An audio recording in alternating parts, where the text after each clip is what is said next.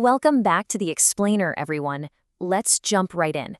We're looking at World War II, spanning from 1939 to 1945, which, as we know, remains the absolute deadliest conflict in human history. But we're not just looking at a list of isolated battles today. We're looking at the whole shebang as a massive, interconnected chain reaction. It's like a giant, terrifying puzzle where one fallen domino literally plunged the entire globe into crisis. To break down exactly how this happened, we're going to track that domino effect across 6 rapid-fire chapters. Origins and the outbreak, the Axis advance, a truly global war, turning the tide, the fall of the Axis, and finally, a changed world.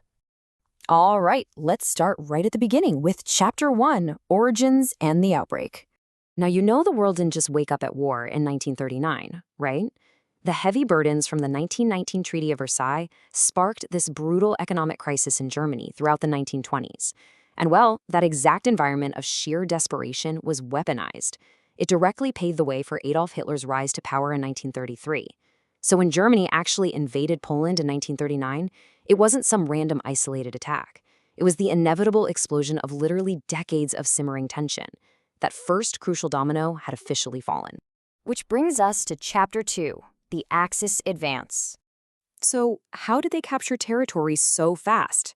Germany's rapid occupation of Europe relied on a completely terrifying paradigm shift, blitzkrieg, or lightning war. They completely ditched the static trench warfare of the past and instead integrated these highly mobile tanks and aircraft with incredibly concentrated firepower.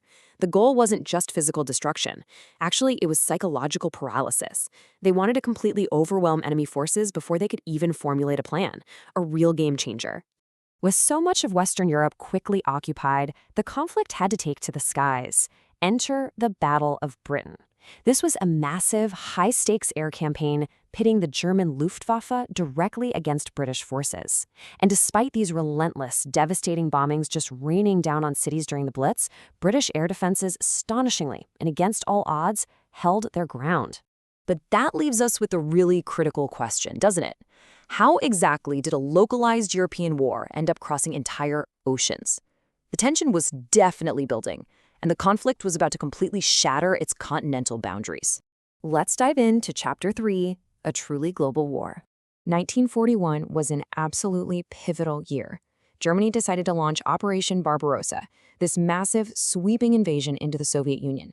But as German forces pushed further and further eastward, they ran into an adversary you just can't defeat with firepower, the brutal Russian winter.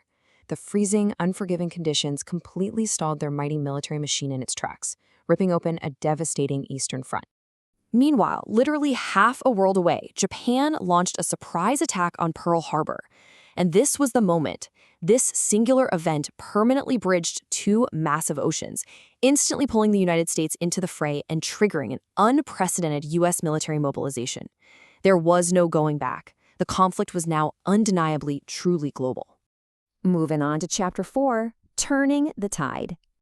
For years, that Axis momentum felt practically unstoppable, but 2 monumental turning points on opposite sides of Europe completely flipped the script. On the Eastern Front, you have the wildly grueling Battle of Stalingrad, which definitively broke the German advance. And simultaneously, over on the Western Front, D-Day whipped open a massive new Allied front. If you think about it, it's like a giant vice. Working from the east and the west, these twin operations fundamentally shifted the momentum of the entire war. And that vice leads us to Chapter 5, The Fall of the Axis. With that vice rapidly closing, the Axis powers faced a full-blown systemic collapse.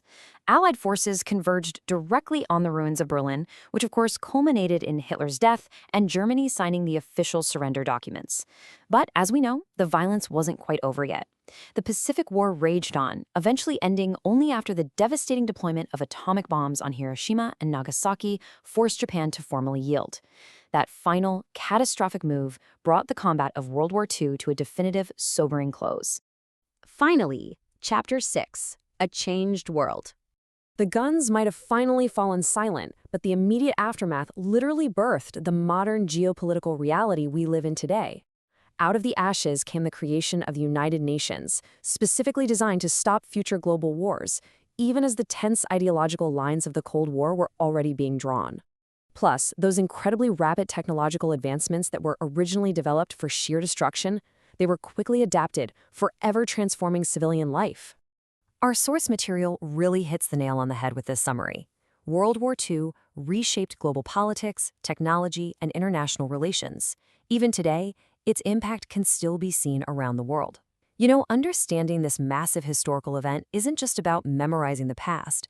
It's absolutely crucial for understanding the foundation of the world we navigate every single day. So when we look back at how easily those first dominoes fell in 1939, we really have to ask ourselves, in our deeply interconnected modern world, are we truly immune to another global chain reaction, or are the dominoes simply arranged differently today? What history topics should we explore next? Let me know your thoughts in the comments below, and don't forget to subscribe to HistoryTube for more of these explainers. Thanks for hanging out and learning with me today, and I'll catch you in the next one.